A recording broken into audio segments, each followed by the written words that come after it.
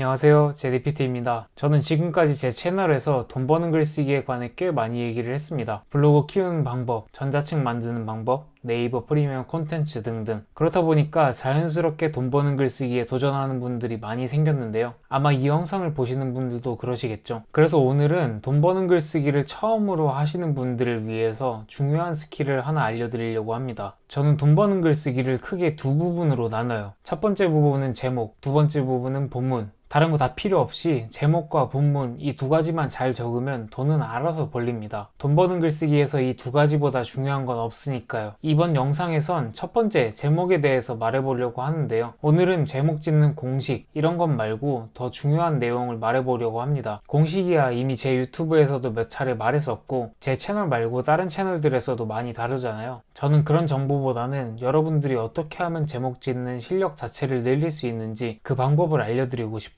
공식을 많이 하는 건 당장에는 좋을 수 있습니다. 구체적인 숫자를 넣어라, 도발을 해라 등등. 하지만 이렇게 공식만 많이 아는 건 리스크가 큽니다. 수학 공부할 때를 생각해보세요. 공식을 많이 아는 사람과 그 공식의 원리를 알고 있는 사람, 둘 중에 누가 더 좋은 점수를 받나요? 어느 구간까진 공식을 많이 아는 사람이 빠를지는 몰라도 상위권으로 간다면 얘기가 달라지죠. 공식만 많이 아는 사람은 상위권의 문턱을 절대 넘지 못합니다. 글쓰기도 똑같아요. 공식을 많이 아는 사람은 처음엔 빠릅니다. 하지만 중수, 고수로 넘어가는 건 불가능해요. 오히려 공식밖에 모르다 보니까 나중엔 스스로 한계를 크게 느끼게 되죠. 저는 여러분들이 틀에 박힌 공식만 달달 외우는 게 아니라 진짜 실력을 늘려서 글쓰기 고수가 되셨으면 좋겠어요. 그러면 그 실력은 어떻게 늘리느냐? 딱 3단계만 반복해 주시면 됩니다. 여러분이 지금 당장 실천할 수 있는 방법들로 구성해 놨으니까요. 오늘 영상 보시고 제목 짓는 실력 늘리는 방법 꼭 마스터하고 넘어가셨으면 좋겠네요. 3단계 바로 알아보도록 하죠.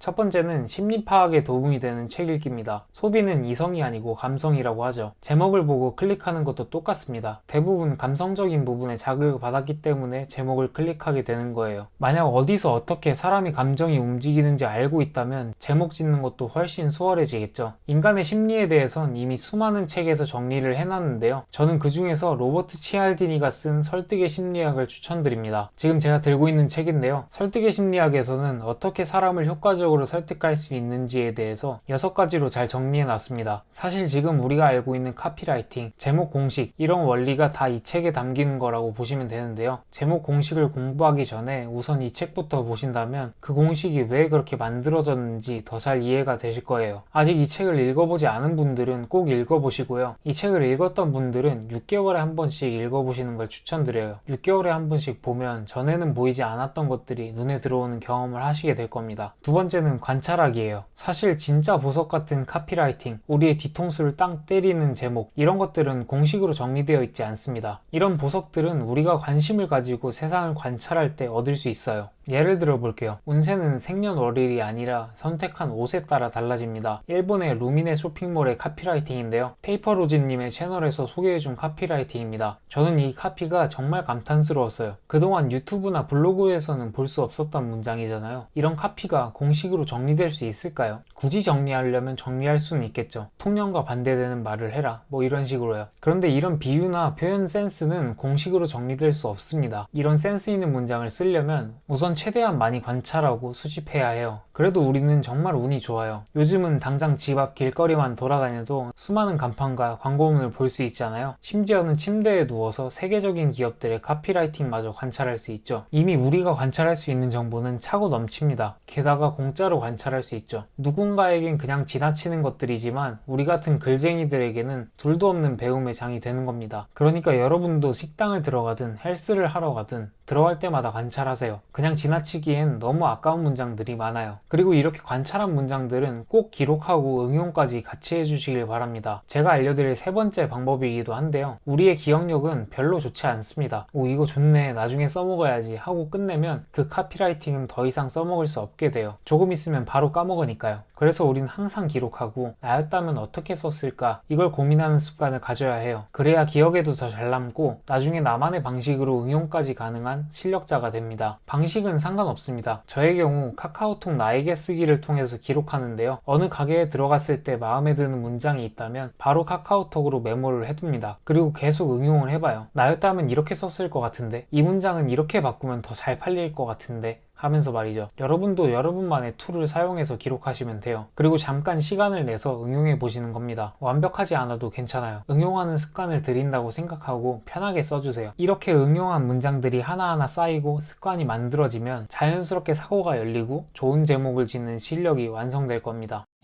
자, 오늘은 제목 짓는 실력 늘리는 방법에 대해서 알아봤어요. 제 유튜브나 블로그를 보신 분들은 알겠지만 사실 저는 공식으로 정리하는 걸 꽤 좋아합니다. 블로그 제목 짓는 방법도 공식으로 정리해둔 것들이 있어요. 이미 유튜브나 제 강의에서 이 공식을 여러 번 말했고 실제로 그 공식이 효과도 좋죠. 하지만 처음부터 이런 공식만 사용했던 건 아닙니다. 공식을 만들기 전에 심리를 파악하고 잘 쓰여져 있는 제목과 카피를 분석하는 일을 먼저 했죠. 언뜻 보면 이 과정이 꽤 느려 보입니다. 그럼에도 불구하고 제가 이렇게 느린 길을 선택한 이유는 단단한 기반을 쌓기 위해서예요. 어차피 기반만 잘 완성되면 공식을 흡수하는 건 시간 문제라고 생각했거든요. 아파트 지을 때를 생각해보면 이거 완성되기나 할까 할 정도로 지방 공사만 하죠. 그런데 지반만 완성되면 그 뒤로는 순식간에 건물이 올라갑니다. 우리가 실력을 늘리는 과정도 이렇게 아파트가 올라가는 것과 다르지 않다고 생각해요. 여러분도 지금은 이거 되냐 싶으실 거예요. 그런데 지금은 기반을 닦는 과정이라고 생각해주세요. 이렇게 여러분만의 집안이 단단하게 완성되면 그 이후에 공식을 흡수하고 성장하는 건 순식간에 완성되어 있을 테니까요. 오늘 제가 준비한 영상은 여기까지이고요. 더 빠르게 노하우를 얻고 싶은 분들은 아래 더보기란을 참고해 주시길 바랍니다. 저는 다음에 더 좋은 영상으로 찾아올게요. 감사합니다. 안녕.